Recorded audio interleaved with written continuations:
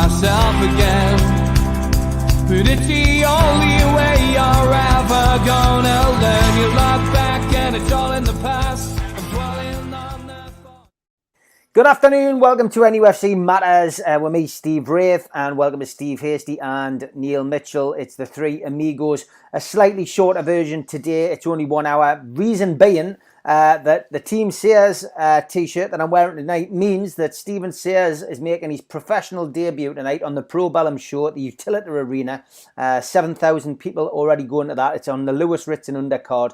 I manage Stephen Sears as a fighter. He's a cruiserweight, and we're hoping this is going to be the start of big things for him. He's fighting a young lad called Daryl Sharp, who's had over 75 fights. I think he's won 6. And I think he's lost the rest. Maybe he's got one draw in there as well. He's a good old-fashioned journeyman. But he's going to be second on the bill tonight because it's his debut. So, yeah, I've got to get down there early, and there wasn't any other time to fill this in. So we're only going to have a 1 hour show. And just to let everybody know who's regular viewers, because I've got a week off next week, we've had to pre-record next week's Amigos. So we're all Amigoed out, to be honest. But you've got a show next week, even though I'm not available. And it's a bloody good one, I've got to say. Next week we are doing a review, a 6-month review of the owners of Eddie Howe and of the players that we signed. We had a lot of fun doing that yesterday, and we had a lot of fun doing the We Are the Geordies Here, Geordies There Everywhere program as well. That was really good because all of the guys on there selected their favourite ever game, the most important game to them, and that's a really good fun show, which is on Wednesday night. So yeah. It's not full of all of the games you think as well. It's definitely not full of all the games. Definitely you think, not, is it?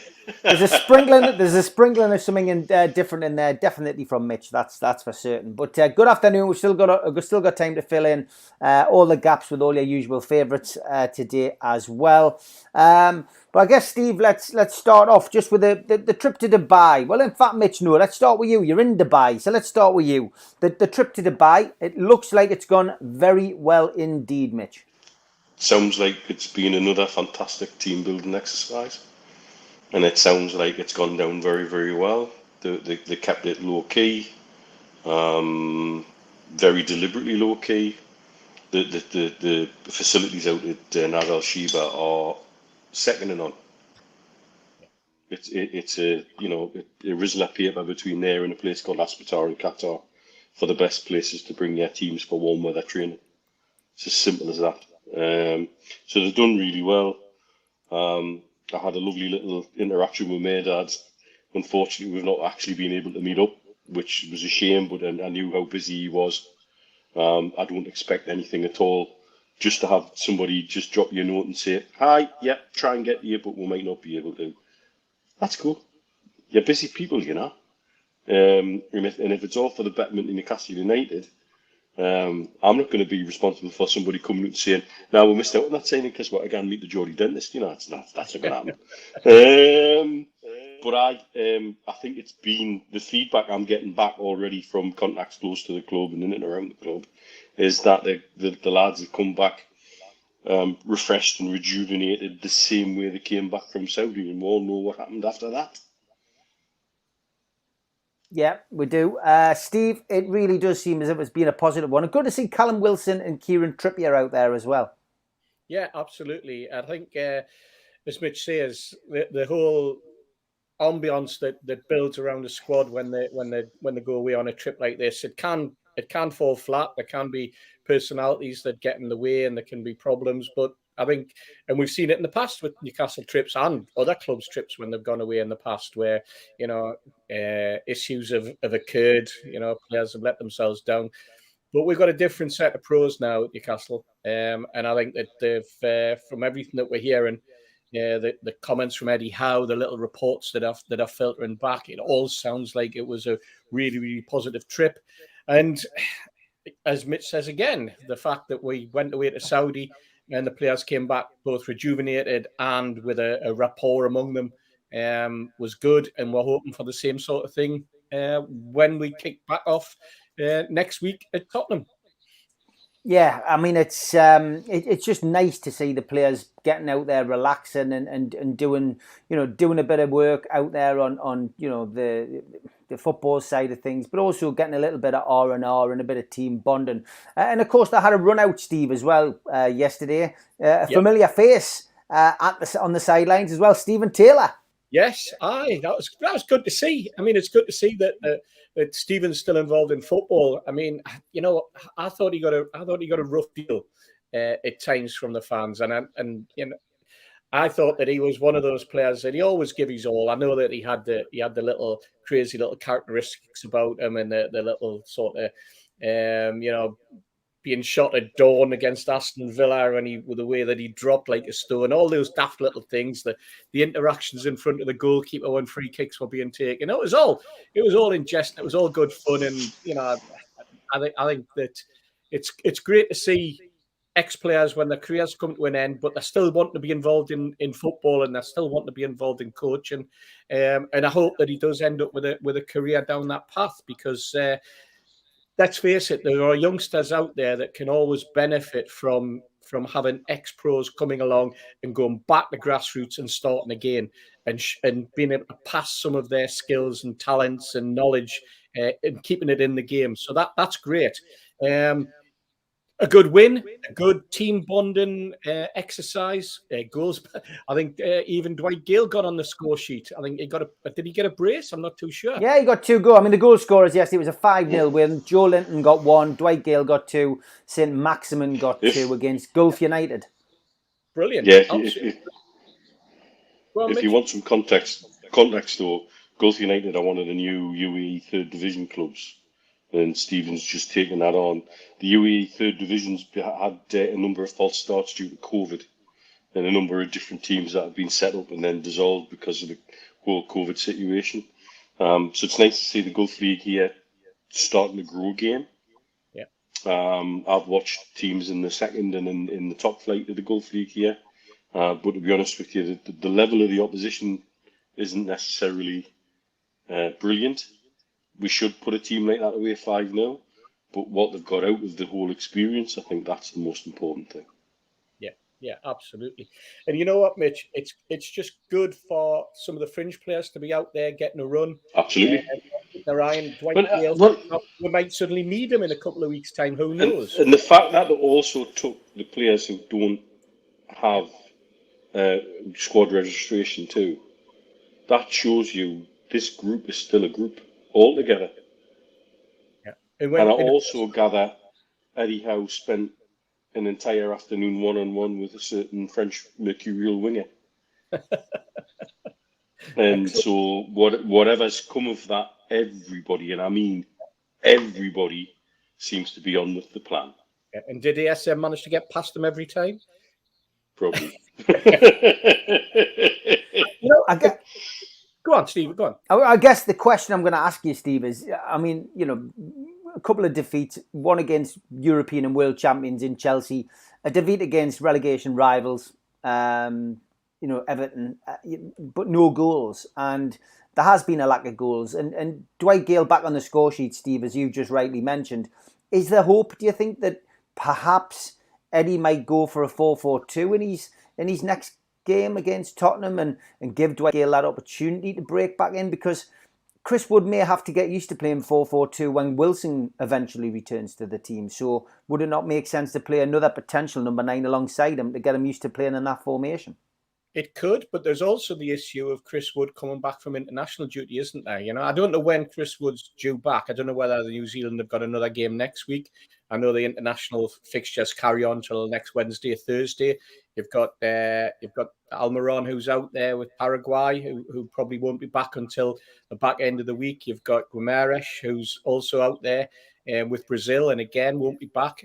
If Chris Wood's playing games with New Zealand, I don't know whether New Zealand games were being played. By the way, I don't know whether they were. So they're in the Middle East as well. So it's not that much of a difference. It's not like there's any sort of jet lag or any travel issues that are to come. But you've also got the fact that at some point in time, we've got an abundance of quality midfield, and I think that's where the talent in our club lies at the moment in terms of where we're looking for goals.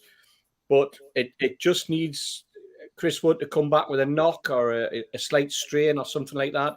And then Eddie Howe has a problem. And the very fact that he's given Dwight Gale a run out and Dwight Gale's been backing the goals, and by all accounts, as you say, Mitch, the whole ambience around the squad seems to be not just team bonding, but squad and individuals having coming back to the way that they were a couple of seasons ago in terms of the smiling faces. We've seen some glum faces over the months, and that's good.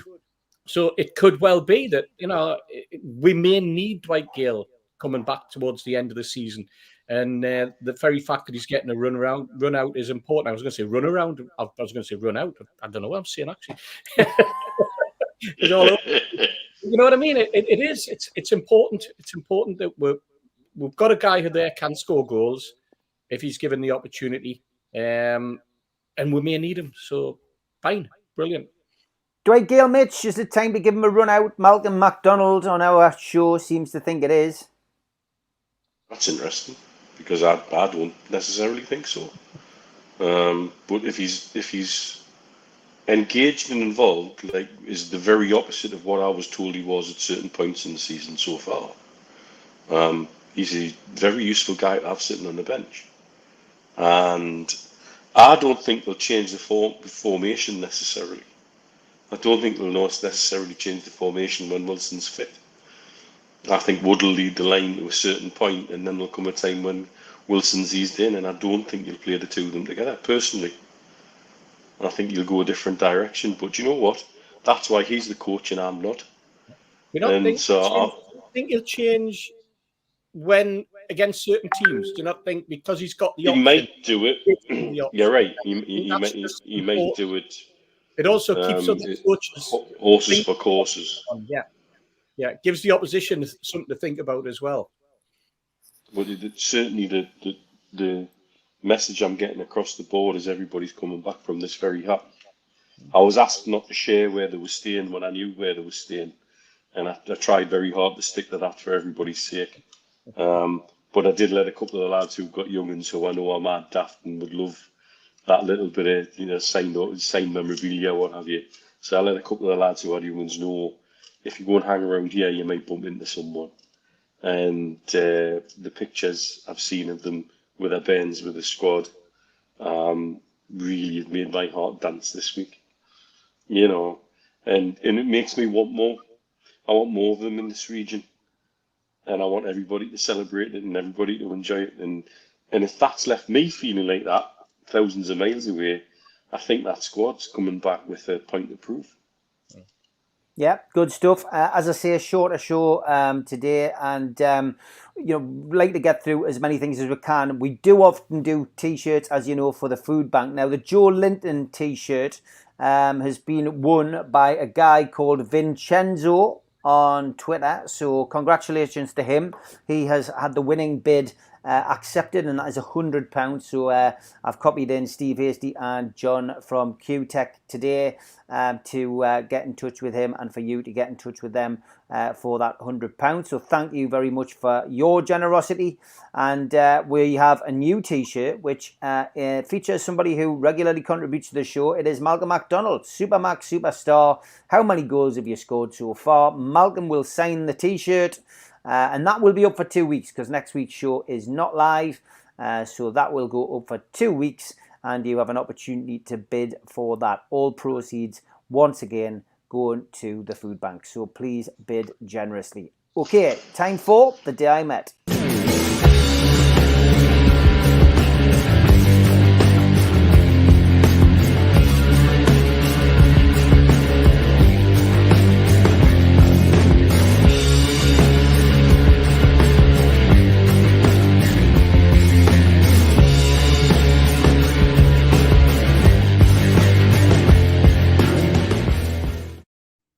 Okay, The Day I Met, where we ask you to send in photographs of you with people from Newcastle United. It could be ex-players, current players, managers, whatever. We ask you to send them in. We've got a fine collection for this week, and they're all from one person. So a big thank you to Hawaii61, who has a photograph, and I think this was his. I think this is the guy's daughter. But he's, as you'll see, There's a theme here. Rob Lee there, of course. Yeah. Robbie Elliott. Kevin Keegan. Now that takes you back. That's got to be made in Castle. Yeah, looks like it. Yeah. Andy Cole. That definitely is, isn't it? Yeah. And there we go. Not me. I took the photos, but my daughter met them all back in the day when a fan was allowed to actually speak to a player. Philip Albert. Brilliant. And really last but by no means least, John Beresford. And it was Sarah who's his daughter was. And look at Bez's hair. Oh, look what look at the pattern. Brilliant. Fantastic. And is this the first official photo bomb, do you think? Is that this? Look at the steward in the background there. First recorded photo bomb. But thanks, Hawaii61, for sending them in. Absolutely brilliant. Get your photographs over to me at Steve Wraith on Twitter, and we'll feature them on the show.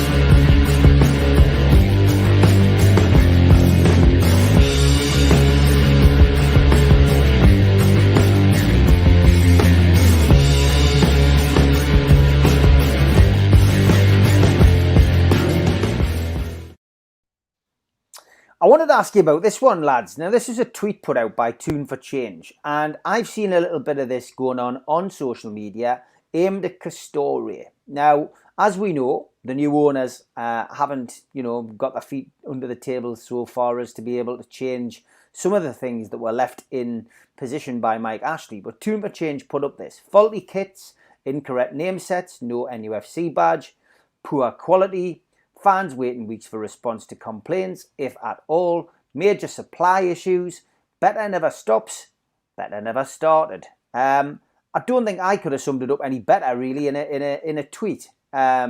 Mitch, you're nodding your head, so we'll come to you again first on this one. This is quite a common occurrence at the moment. And Castore don't seem to know how to pick a phone up. It's happening more and more as the season's gone on. My gut, and this isn't based on any information, my gut is they don't give a monkeys, and it's because they've been told what they're done. Yeah. And this has all the hallmarks of somebody in it. And I'll tell you another conversation that I shared with you guys this week. Somebody from Toffs Retro on Team Valley Estate got in touch with me this week, saying that their license to produce the retro kits has run out, and nobody's contacted them about that, and they don't know who to speak to. It seems a nonsense for a company like Toffs. Most of the shirts I wear out here are Toffs. That stuff's quality, and it's a crying shame if a local company can't produce those retro shirts for our club at the quality that they do. And nobody seems to know who to speak to. When we decided between the three of it, it's probably somebody associated with Castore at the moment. It needs sorting out. All of this needs sorting out, because if they're going to be a kit manufacturer next year, we can't have this. It's not acceptable. It's that simple. Some of the stuff I've seen, pictures on Twitter, stuff I've had sent to me personally on DMs, if that arrived to me, I'd gone bloody late, particularly out here in the Middle East, after you've paid extra for DHL to get it out here, and all of that shit. It seems to me like a company who've gone, oh bugger, we're done at the end of the season. And that will also tally with that curious release of the other shirt around about Christmas time. Why do that? What was the point of that? There was no reason to do it. I suspect that's the shirt that we're going to have wearing next season. And we're now not. Because, let's come back to Buckner. That was always my favourite. Actually, don't Toffs have something with Buckner? I think they do Buckner's. Weren't they itchy? Weren't they itchy? Oh, they were bloody itchy, mate. Oh, aye. I had a mate of mine ran the Great North Running one, and at the end it looked like the Turin Shroud because it grated his nipples and the blood was all over it.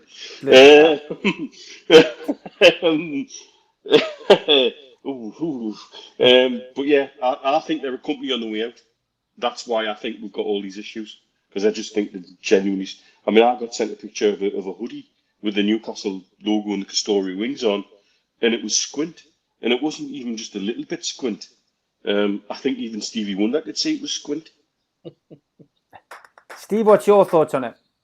I tell you what, it's embarrassing for a company if they are trying to get into the sportswear market in the manner that they have been shouting about for the last 3 or 4 years, and some of the people that they've got promoting them, the likes of Andy Murray, and the links with Well, he's a McLaren. part owner, mate. Yeah, exactly. The links with McLaren, he's shareholder, isn't he? Yeah, McLaren, the motor racing company. If you're producing items and you're sponsoring those type of companies, then they'll be wanting top notch, not just quality gear, but they'll be wanting top notch quality service to go with it. And the very fact that if they have got themselves into the situation where they're being told that they're not going to continue next season, and as Mitch says, and I'm exactly the same. I've got no reason to say that that's true or false. It's quite an indictment on the company that they've basically just washed their hands of quality service for the next 6 months. That is atrocious. You talk about wonky logos, and I've seen shirts that have gone out without the club badge on. They've got their badge and they've got the advertising badge, but it hasn't got the club badge on. Now, how does any of this pass quality control? That's the first thing. And for someone who for years has been involved in printing, in putting logos on t-shirts, etc., it's not rocket science when you're putting the logo and laying it out on the shirt and put it under the heat press and using a bit of tape to hold it down if that's what's necessary, if that's the type of the material that you're using, to actually be able to level it up straight. It's schoolboy stuff. It really, really is. It's amateur, and woe betide you, Castore, if this is the way you're going to treat Newcastle fans for the next 6 months until your contract's up, if that is the case. And woe betide you even more if you are staying with Newcastle United. I'm telling you now, and carry on. If these are going into next season, they've really made a run for their own back in the last couple of weeks for me. Some of that stuff, like you say, it's not just the mistakes, it's the lack of customer service for a Premier League team and soon to be a worldwide recognised brand to deliver that shit to the fan base is terrible. Exactly. And when you go to the club shop, apparently no one that you can take issue with your problems with. If you've bought it online, you have to have the response done online, as some people have found out. There's a phone number that nobody ever rings. It's in one of those, locked broom cupboards, which is gathering dust. It's just really, really amateur. It's poor. It's in this day and age, especially with online shopping, customer service has to be absolutely A1. And as I say, if they're going to think that they're going to carry on, and the sad thing is for me that when the shirts first came out, people were, I don't know whether it's because people were pleased that we're no longer tied to Puma because we'd been with them for a while. And they felt as though, a change is as good as a rest. But the quality seemed good at first. People were saying, they like the designs, they like the shirts, love that colour, they love this, they love that. Oh, look at the more expensive stuff they've got in. And very, very quickly, the shop just turned into, just row after row after row of the same thing. Even the training gear, there was I just don't get it.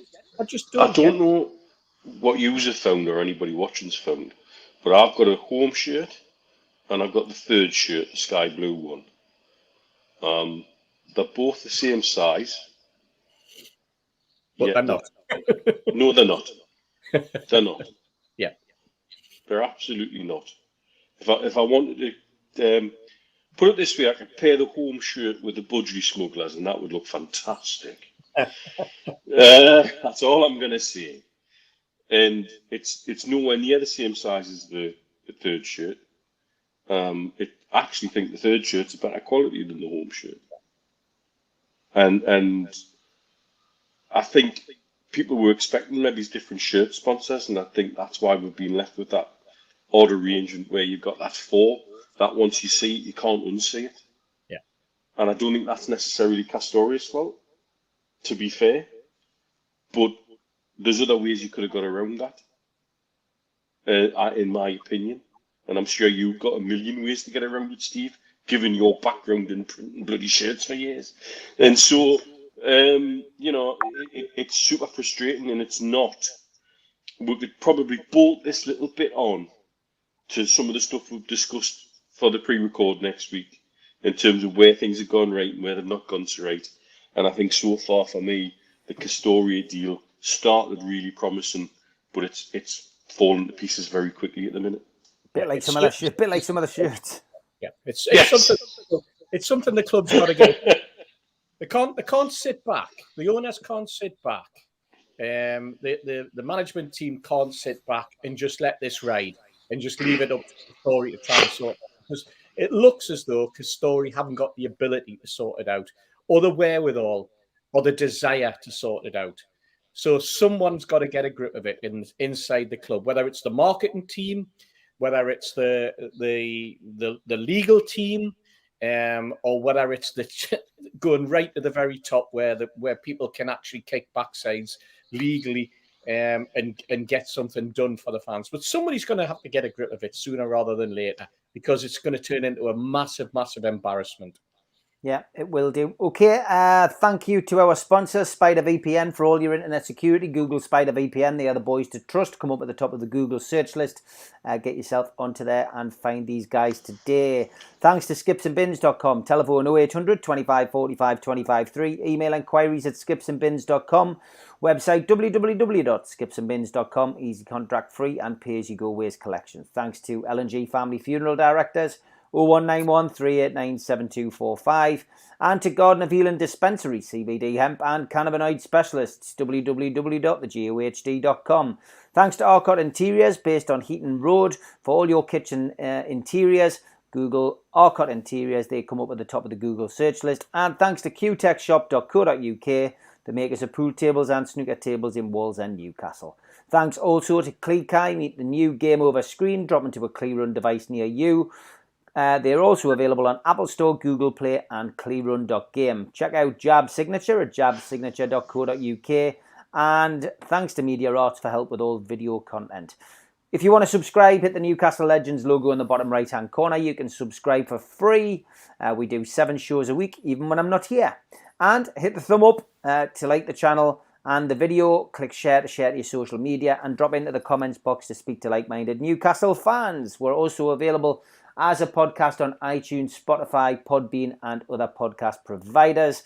And if you want to become a member, then go to nufcmatters.com. You'll get a scarf, a pen, a membership card and a cup, and entry into the free monthly draw. If you hover your phone over the QR code, the camera on your phone, it'll take you straight to the membership pack order today. And we also give away car stickers, thanks to John at qtechshop.co.uk, for subscribers, and they're free. So if you subscribe, drop John an email at nufcmatters.com and you can get your free car sticker today. Please make donations to the food bank via nufcfansfoodbank.co.uk. Matchday Bucket is open 365 days of the year, and whether it's 20 pence, £20 or 20 grand, stick it in the Matchday Bucket. All proceeds go to help very good cause on Tyneside. Don't forget, got a couple of events coming up. Marlborough Social Club, me, Supermac, Gibbo and Holly. Saturday 9th of April. Tickets are a tenner from newcastlelegends.com. And the Alan Shearer dinner is just around the corner. I met with Liam Kennedy today to discuss the finer points of his interview and how the night's going to run.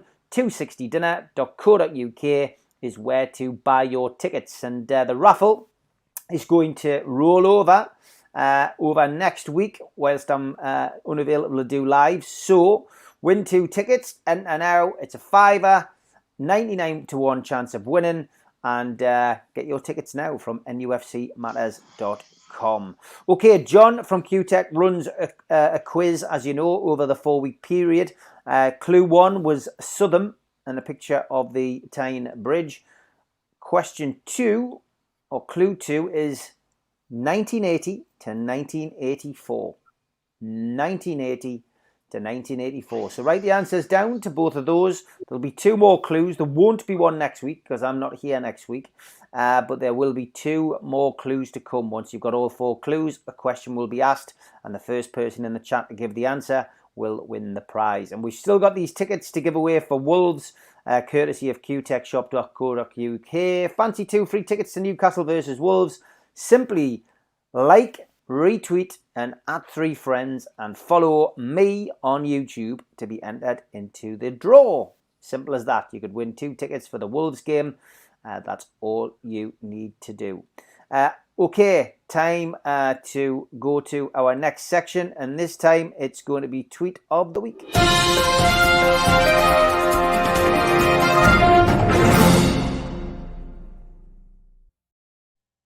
Tweet of the Week, where we troll through Twitter to see what's on there, and I love this one, lads. Del Boy and Rodney closing down sale at Stamford Bridge. Very good Photoshop, that. Very good Photoshop. Plenty of humour going on about that, and there's 1 or 2 things get a bit of repetition. James Douglas posted this. One of the world's deadliest snipers has gone to the Ukraine to help fight against the Russians. He drinks Newcastle brown ale to get his eye in. That's a Canadian lad, isn't it? Unbelievable, right. That. Fantastic tweet, that. I hope he's okay. Holmes under the hammer, anyone? Yep, I like that. Told you there was a little bit of repetition. Keith Fawcett was at the Everton game. He says, great exercise, moving to see corners. Yeah, that's the problem, isn't it? Yeah, good old Everton. But I think most people have, if you've been a mag of any years and you're a certain vintage, you'll have ended up standing behind that at some point. Our Joss's first away game was there, and it was the game when Hatton Ben Arthur scored that screamer. He didn't see it. He didn't see it. This fella has certainly had a bit of stick this week. Keith on his Newcastle Consortium Twitter said, just keep on laughing. If we didn't, we'd go mad. Harry Potter and the Prisoner of Goodison Park.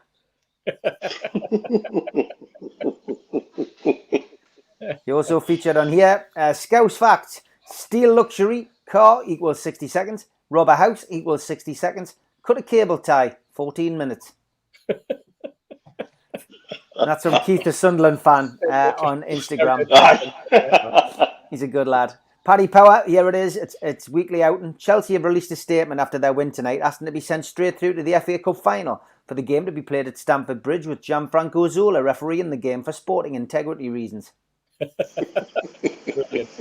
They're good at sarcasm and satire, aren't they? They are. Absolutely. I did like this, and I briefly mentioned it during the week as well. Notts Forest left 97 seats vacant during their FA Cup match against Liverpool at the City Ground on Sunday in memory of those who lost their lives in the Hillsborough disaster in 1989. I thought that was a lovely touch, that by Forest. Tells you, what kind of club and what kind of owners they've got. Fantastic, that. Gives you a bit more... Yeah, very classy. I did say happy birthday to Warren Barton, and Colin couldn't resist. He says, I've seen smaller duvet covers. Was a big top. It wasn't one of Warren's. I've got to be perfectly honest.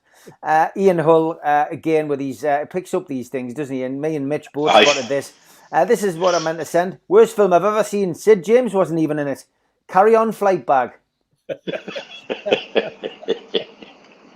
Thank you, Ian, for continuing. It's stupid. It tickles me, that. Thank you for continuing to inject a bit of humour into Twitter, Ian, because you're one of the few who does it on a regular basis. Dave Wells says, apparently you get added to a groupie list if you happen to question why someone's cropped a photo to make it look like something else. It wasn't even this fella whose photo it was. What an odd individual. And just further testament to the fact that me and Keith have certainly rattled a few people on Twitter over the years, to the point where we've actually been people who give any kind of support to us get added to a group called Keith and Wraith Groupie, which I found hilarious this week. I've got to be perfectly honest, but thank you for highlighting that. Yes, want to talk about this after these tweets. Great to see Newcastle United women being given the opportunity to play at St James's Park. I just wanted to show the tweet. We'll come back to that in due course. Stephen Miller, we've spoke about this a couple of times this week as well. What a lovely photo. And there was subsequent photos of him with me, Dad. Great morning watching NUFC train. Stephen, of course, has been out to Dubai with his mother, Roz, doing some training himself, but took time out to go and watch Newcastle United's players put through their paces as well. And once again, Newcastle, top of the stakes in PR, something they haven't been for 14 years, but great to see them interacting with supporters and doing that kind of thing. Transfer News Live tweeted this: Mike Dean will retire from refereeing the Premier League at the end of the season. A sad day for social media memes. Very sad, very sad indeed. And last but by no means least, this week's tweet of the week. Higher than 6.2%, you say? I've got to be honest, when I saw Ritchie Sunak having all them out, it was almost like a cross between play your cards right or X Factor, where they get down to the last stages. But yeah, I did like that. And as always, if you see a tweet of the week, please send us it and we'll feature it on the show.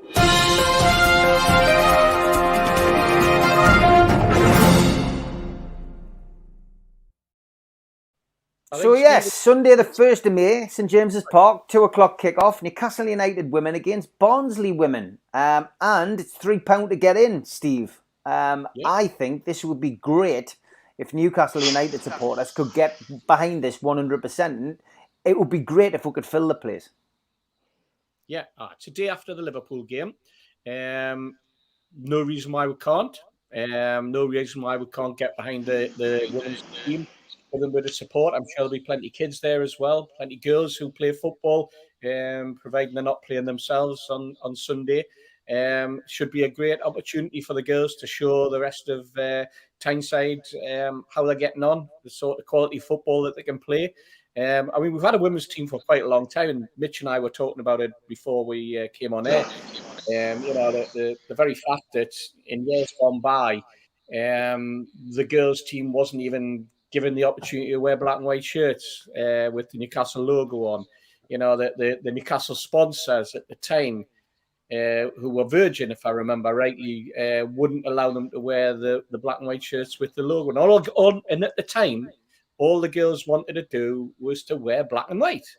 And you know, and look and be seen to be, you know, representative of what the club is all about, and they weren't even allowed that. And then subsequently, you know, things have gradually changed, and now a big change, a massive change for them, with the recognition that they've gained since the new owners came in, and now they're getting the opportunity to play at St James's Park instead of playing at Druid Park in front of 65, 70 people and a dog.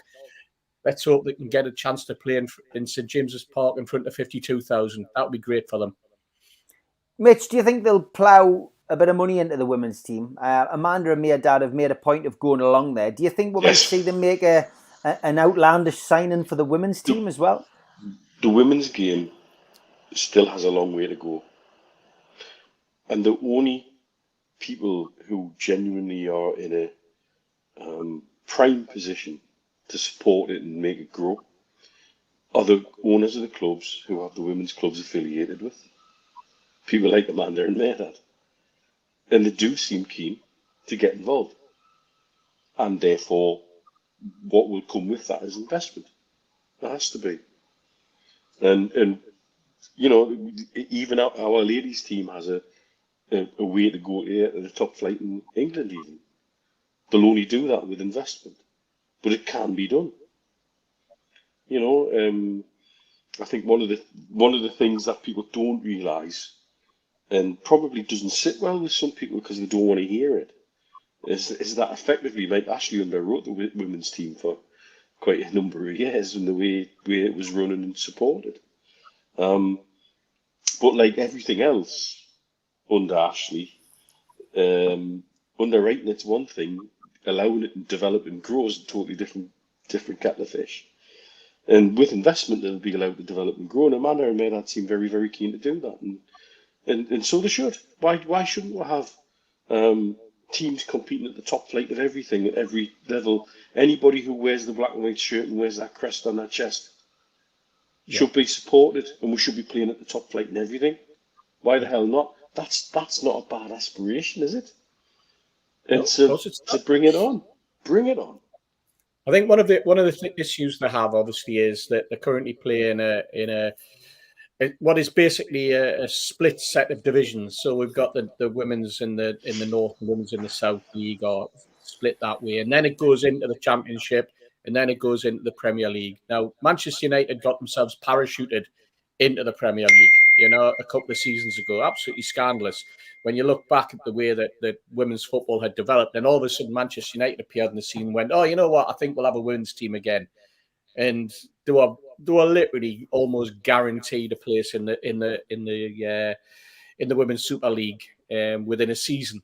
And that can't happen with Newcastle because of where we've got to win the league, and I think then they've got to win a playoff, and then they get themselves into the Championship. Then they've got to win the Championship. Then, if they're lucky, they'll get into the Premier League. It does run as a bit of a closed shop at times, and I presume it's because of the way that the women's game has been set up to develop women's football that they have this sort of hierarchical way of going about. It's not. I mean, you go back to the 90s, and it was the Doncaster Bells that were the women's football team. You know, that they were winning everything. And then as soon as the game suddenly started to turn professional, it went, whoa, we can't have a team like Doncaster being top. No, and they yeah, that's pretty much what happened. Into the third division because it was all like, oh no, you've got to be a Chelsea, you've got to be an Aston Villa, you've got to be a Birmingham City. You know, you've got to be Sunderland. At one point, Sunderland's ladies were doing really, really well. Now in the Championship, but so is Durham. Now, Durham's a slightly different kettle of fish because they were running alongside university places, and the girls were going to university and they were playing football and getting that opportunity for an education in whatever they wanted, plus playing the sport that they wanted to be involved in. And at a certain point in time, Newcastle lost because of the way that the setup had been left. They lost an awful lot of their good quality footballers to Sunderland and to Durham. And Sunderland subsequently lost girls to Durham as well because they were given the opportunity to carry on with their education. So it's a strange setup at the moment. And as you say, Mitch, it was underwritten by Mike Ashley.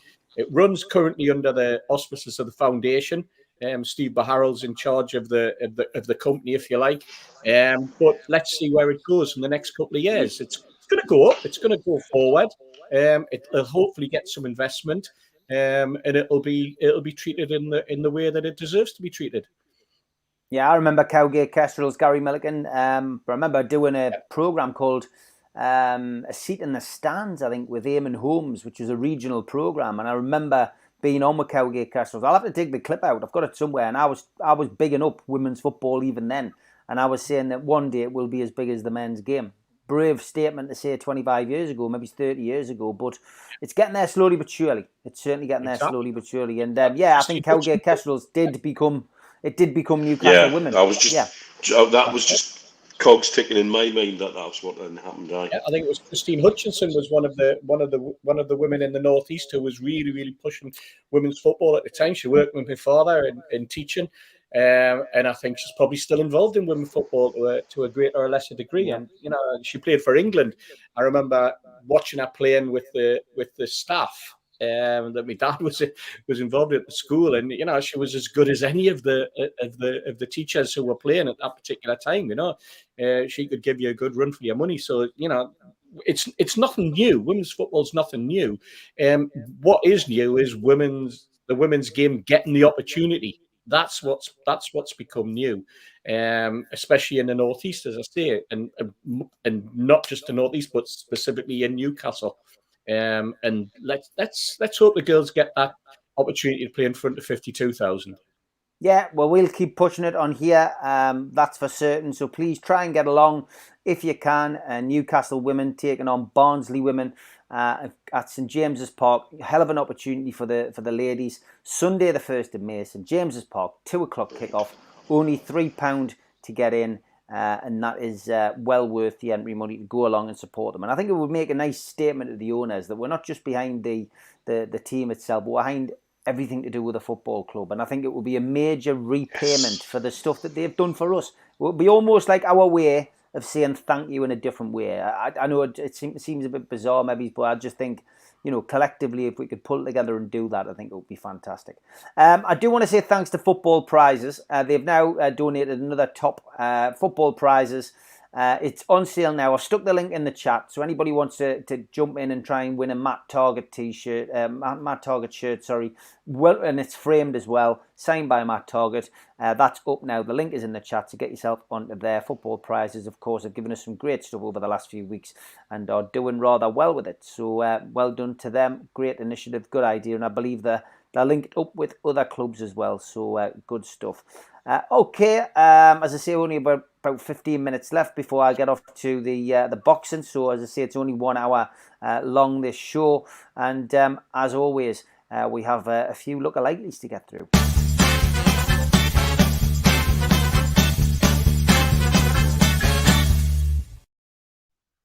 Got a few today as well. They'll have to keep for 2 weeks' time, I'm afraid, because we did, as I say, we recorded next Friday's show yesterday. So gone through quite a few this week. But this one was from Moxie Mag. He says, Stu Penman and Geordie Dentist heading out for a pint. Must have been a few years ago looking at Penman's hair. Brilliant, man. Which one's which? Did we get a decision on Twitter? I think he said Stu was the one with the yellow Crocs on. Okay, well, that's good. That's good. Okay. We had this one from Jimmy Moore, who I know is watching on his veranda. Good morning, Jimmy.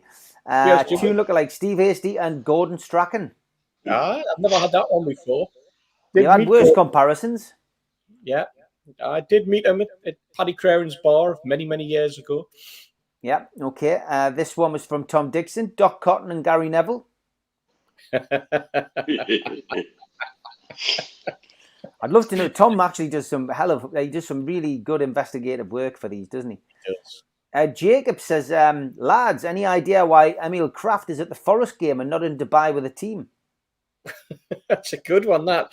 Especially after today, where people have been going, why is he not even in the Sweden team or on the bench even? That was the question that everybody was fishing out overnight, wasn't it? So Emil Kraft running the line now, moonlighting.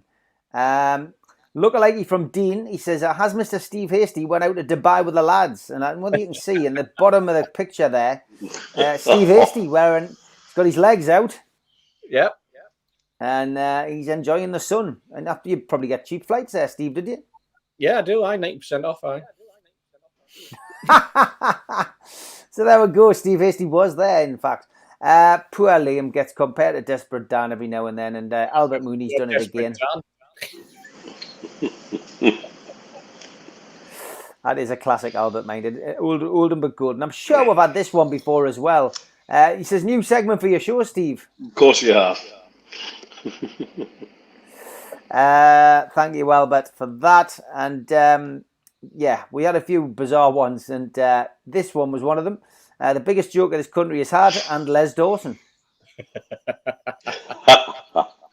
Thank you, Sean, for that. They say people look like their pets. Thanks, Albert. Well done, Albert.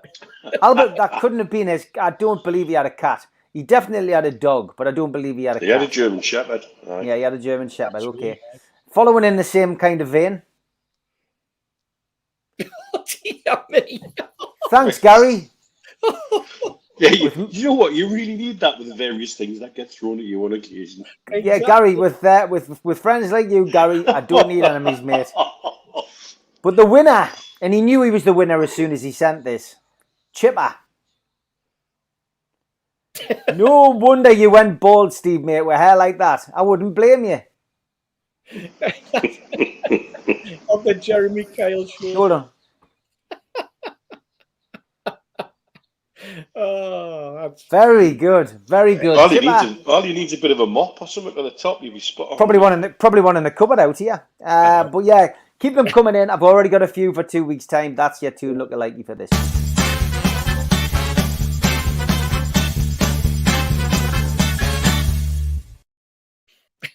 I didn't have time to get Elliot's joke, I don't think. So Elliot's joke will be back it'll be on next week and then back in 2 weeks' time. But I just wanted to talk about this. Charlie Bennett, we've had him on the show before. He's gone into journalism. He's with the Chronicle now. He started out on our Match Day Lives. But he put this one out, Steve. Patrick Schick is the goal machine Newcastle should sign this summer, who would tear up the Premier League. What's your thoughts on that? The Chronicle obviously put that story out, and I think Charlie championed it. What's your views on that? Is that the kind of player that would get your heart racing? It would be a good signing for Newcastle, do you think? It wouldn't get me heart racing, but I think it would be a very, very good signing for Newcastle. He's scoring goals at Leverkusen, doing very, very well in the German league. He's the sort of player who can play as a number 10. He can play as a striker, main striker. He can play off a striker, and he can play on the wing.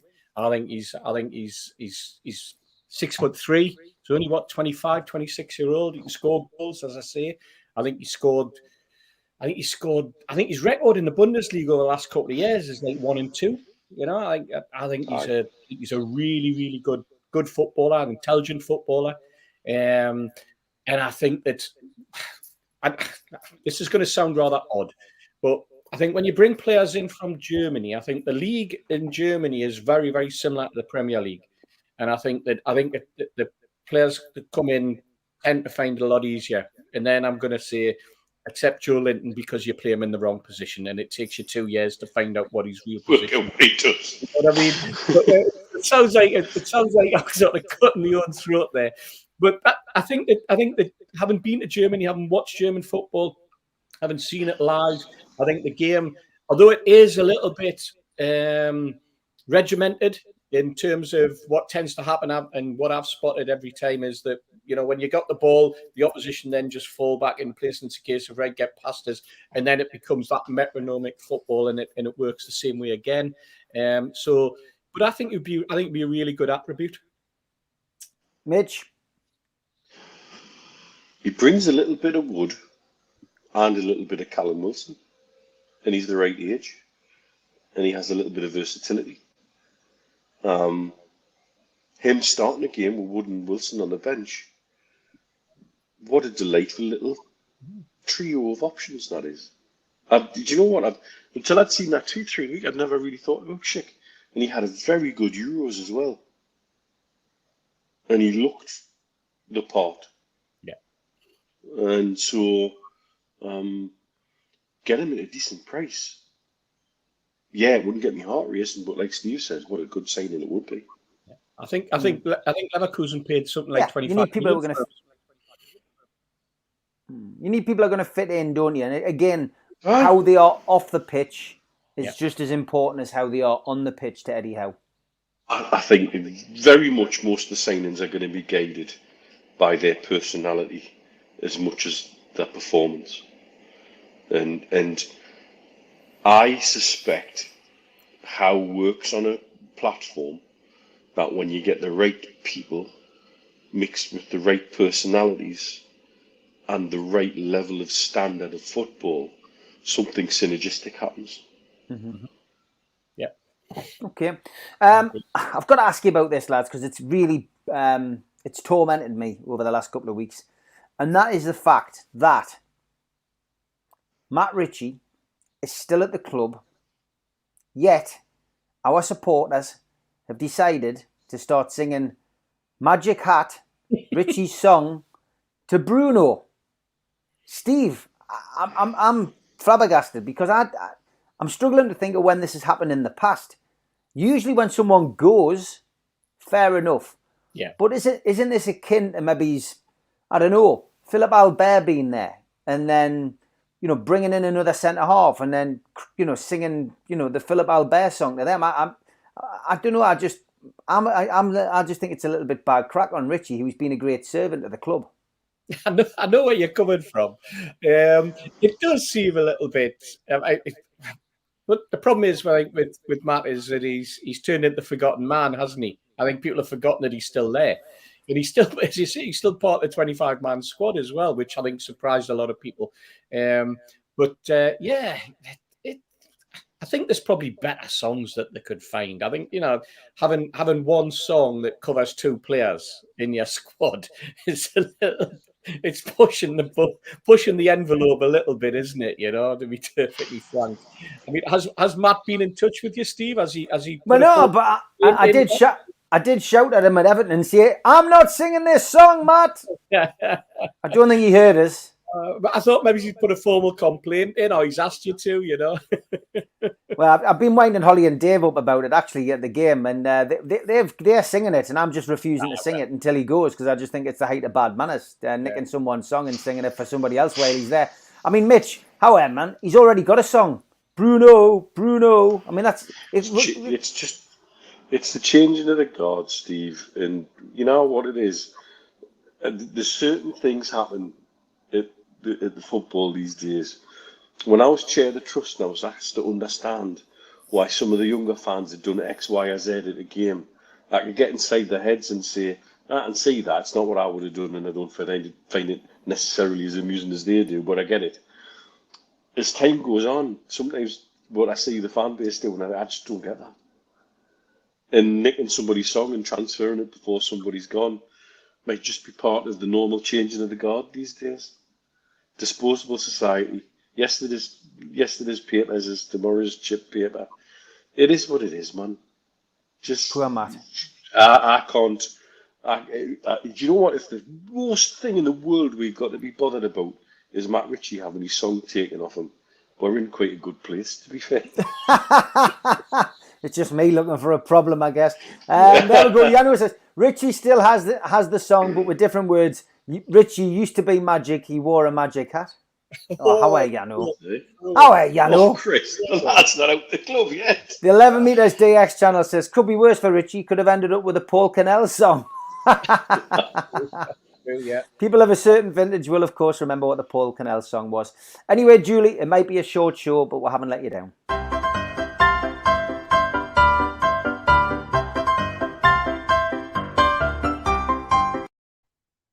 Troll of the week is from a depressed Everton fan, not a Newcastle fan. So for whatever reason, Athers from BFC puts North Wrestling Week in Newcastle. Really like Newcastle as a city. Great place and people are friendly and down to earth and barely a Tory in sight.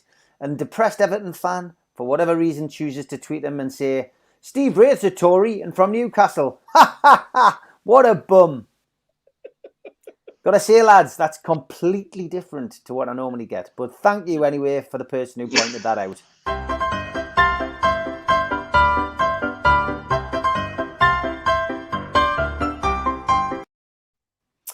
Okay, that's it. And don't forget, if you want to go to the boxing tonight, there is tickets still available on the door. They've done 7,000, I believe, for the Lewis Ritson fight. It should be really good. Be a cracking night.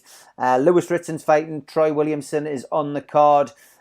Joe Laws. Pat McCormack's making his debut. Stephen Sayers' son, Stephen, is making his debut. Troy Williamson's defending his British title.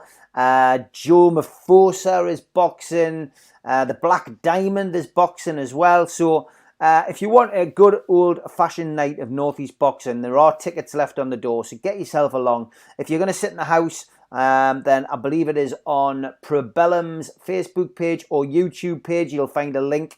And if you want to watch the Ritson fight, it is pay-per-view. So get yourself onto Eurosport and watch it there. Rachel says, great show, even though it was shorter than usual. Have a great weekend, everyone.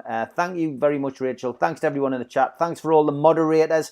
I will be back tomorrow morning, bright and early, 10 o'clock in the morning with Mick Lowe's.